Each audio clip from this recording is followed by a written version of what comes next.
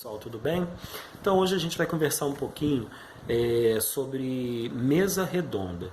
Antes da gente começar, eu vou pedir a vocês que coloquem na página 447, se for necessário, aquele esquema de sempre, pausa o vídeo, pega o livro, coloca na página para a gente poder iniciar. Página 447.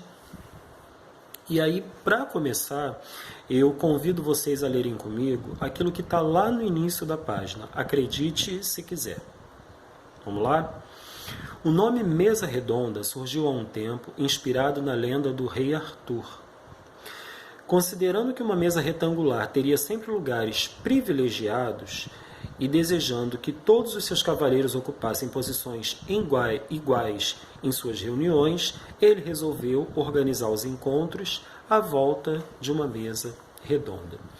Então, olha que bacana, né? Pensar que todo mundo vai ter o mesmo lugar no espaço, nesse caso na mesa, para poder expor a sua opinião. E aí, quando a gente fala de lugar, nesse caso, a gente está falando de lugar de fala. A gente está falando de um gênero oral. Mesa redonda, debate. Esses gêneros são gêneros orais. É o momento que eu construo o meu discurso a partir da fala, da oralidade apenas, certo? Então, aqui nessa página, vocês vão ler com calma, vão marcar aquilo que vocês considerarem mais importante, tá? Mas tem algumas coisas aqui que eu vou pedir a vocês para me acompanharem, para a gente poder se situar nesse assunto. Por quê?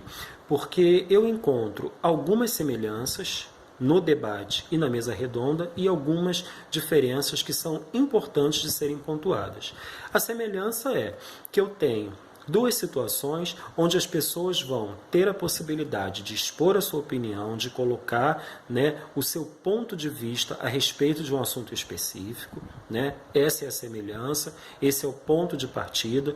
No entanto, no debate, é muito comum que as pessoas não cheguem a uma conclusão, porque cada pessoa expõe, defende a sua opinião e muitas vezes ela não dá lugar a uma reflexão para tentar entender aquilo que a outra pessoa está expondo. Ela vai muito na intenção, no desejo de que a outra pessoa aceite a opinião dela, o ponto de vista dela, o posicionamento dela. Então ela fala de um lugar e ela se mantém naquele lugar. Ela não se coloca, muitas vezes, no lugar do outro. Então ela quer debater a ideia dela. Já na mesa redonda, é muito comum que as pessoas debatam as opiniões, né, ou uma opinião que seja em específico, e aí é bacana, porque na mesa redonda você tem a possibilidade de chegar a um consenso, né, de chegar a um denominador comum. Então, enquanto no debate eu tenho uma grande possibilidade de não ter esse denominador comum, na mesa redonda é mais comum que a gente consiga chegar a uma conclusão e que as opiniões se assemelhem ou que elas se unam, né, numa determinada direção. Vou pedir a vocês que lá na página 447, lá no item 2.1, primeiro, segundo, terceiro, quarto parágrafo, acompanha lá comigo. Em alguns casos, a mesa redonda pode se transformar em um dispositivo com poder legal de discussão.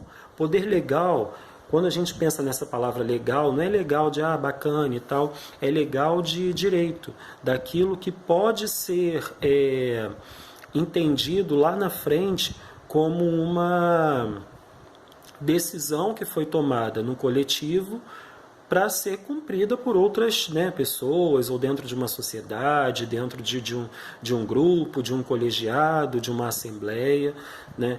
Então, a mesa redonda pode se transformar em um dispositivo com poder legal de discussão, ou seja, seus participantes estão aptos a decidir de forma democrática sobre o encaminhamento que se dará a um caso em específico. Então, vou pedir a vocês que destaquem aí com bastante, né, atenção esse primeiro, segundo, terceiro, quarto parágrafo, seja com uma caneta marca-texto, com uma caneta colorida, mas isso daí é importante e uma das características, né, e das funções que a mesa redonda tem e que contribui, né, com algumas situações que precisam, que dependem, na verdade, desse momento de mesa redonda para serem encaminhadas, tá? Então, lembrando, a gente está falando aqui de um gênero oral, né, mas que tem a função de construir um discurso, certo? Vou pedir a vocês que avancem lá para a página 449. Vamos comigo? Estudo de língua, estrangeirismo. Já ouviram falar essa palavra em algum momento? Estrangeirismo. Quando a gente pensa em estrangeirismo, a gente pensa em estrangeiro, certo? Tenta me acompanhar. A gente pensa em algo que se relaciona ou se refere a um espaço que não é nosso, que é estrangeiro, né? Então, como aqui a gente está falando de linguagem, a gente está falando o quê?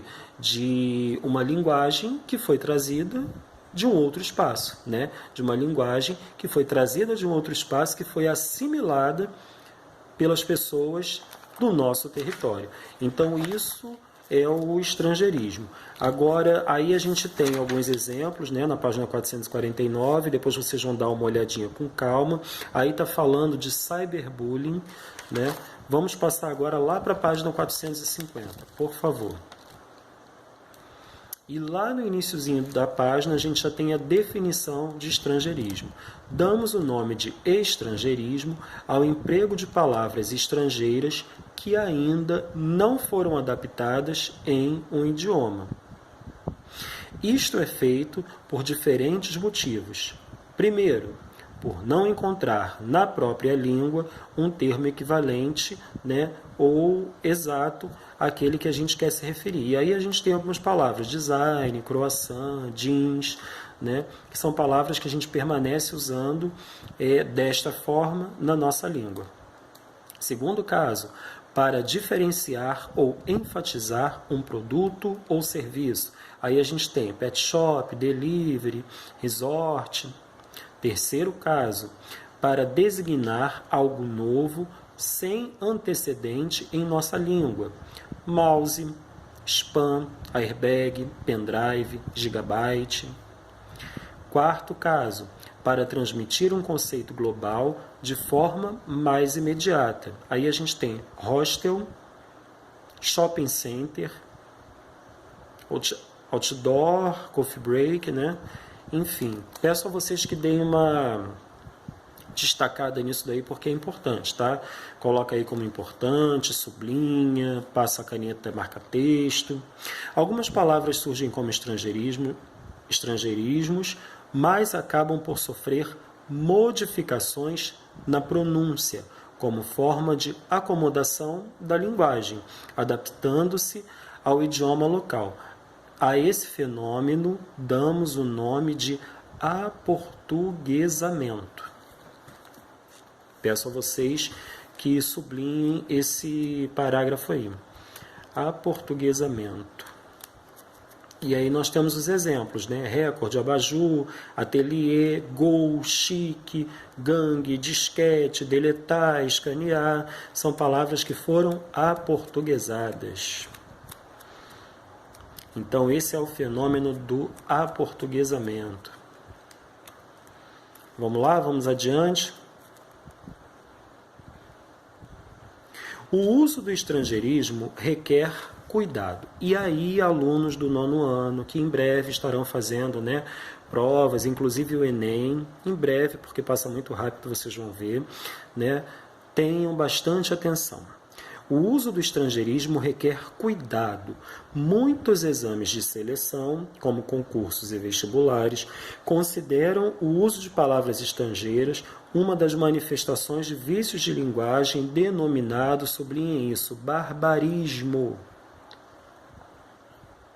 Caso no seu texto, né, caso na sua redação você queira fazer uso dessas palavras, o que é aconselhável? Utilizar essas palavras entre aspas, tá ok? Para evitar qualquer problema com o examinador, com o corretor, né, melhor dizendo, da prova de vocês.